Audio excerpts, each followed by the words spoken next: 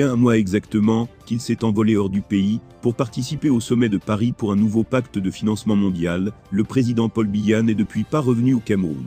Mais avant de continuer, j'aimerais vous encourager à vous abonner, à activer la cloche de notification des posts, pour rester informé, lorsque nous publierons de nouvelles vidéos comme celle-ci. Bon visionnage.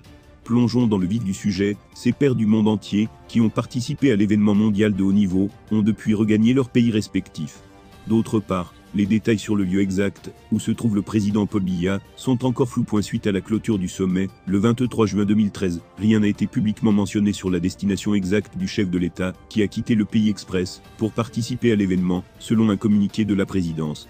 Des membres de sa délégation, dont des ministres du gouvernement, sont rentrés à Yaoundé, quelques jours à peine après le sommet. Les observateurs politiques affirment que la situation reste préoccupante, d'autant plus que le cabinet civil n'a pas publié de déclaration pour clarifier l'opinion publique sur l'endroit où se trouve le président de la République. Les observateurs politiques affirment que la situation reste préoccupante, d'autant plus que le cabinet civil n'a pas publié de déclaration pour clarifier l'opinion publique sur l'endroit où se trouve le président de la République. Bien qu'il soit généralement admis que le chef de l'État est toujours à l'étranger, les analystes disent que cela aura plus de sens si les autorités disent aux Camerounais où il se trouve exactement, et ce qui le retient toujours, hors du pays. Dans les pays civilisés et démocratiques, tenir les citoyens au courant des informations sur leur président est primordial.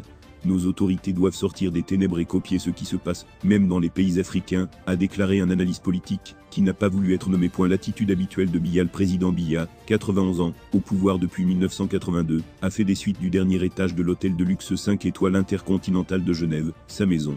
Le temps qu'il passe hors du pays, a régulièrement attiré l'attention internationale. Ces absences répétées du pays ont toujours agacé les critiques. En 2018, un réseau mondial de journalistes d'investigation connu sous le nom de Organisé Crime and Corruption Reporting Project, OCCRP, dans un rapport, a révélé que le président Biya avait passé près de 60 jours hors du pays, rien qu'en 2017 pour des visites privées. Le groupe avait également noté que le président Biya avait passé un tiers de l'année à l'étranger en 2006 et 2009. Après avoir parcouru 35 ans de reportage dans le journal officiel Cameroun Tribune, le groupe a estimé que le chef de l'État avait passé au moins 4 ans et demi au taux. Plus tôt, le 4 juillet, le président Biya a rédigé une série de décrets nommant des responsables dans les universités d'État. Les personnes nommées comprenaient, entre autres, des secrétaires généraux, des doyens de faculté et des directeurs. Lors des nominations du 4 juillet, Biya a également nommé le journaliste senior, François-Marc Mobzom, au poste de directeur de l'école supérieure de communication de masse de Yaoundé. Biya a régulièrement exercé des fonctions clés même à l'étranger. En 2012, le président Biya a délivré son traditionnel message du 10 février à la jeunesse, depuis l'étranger. L'allocution prononcée à l'étranger avait alors suscité la polémique tant elle animait les débats publics. Les Camerounais grognent en silence depuis son arrivée au pouvoir en 1982. Le président Paul Biya a fait l'objet de critiques publiques sur la fréquence de ses voyages à l'étranger, avec des critiques disant que les avantages ne sont pas proportionnels au coût pour les contribuables. La plupart des Camerounais ont grommelé en silence tout en décrivant la plupart de ces voyages à l'étranger comme une dépense inutile des maigres finances du pays. La plupart de ces détracteurs silencieux ont critiqué le président Biya pour avoir donné la priorité aux engagements étrangers, dans le contexte de moins de voyages intérieurs pour s'occuper de problèmes nationaux urgents.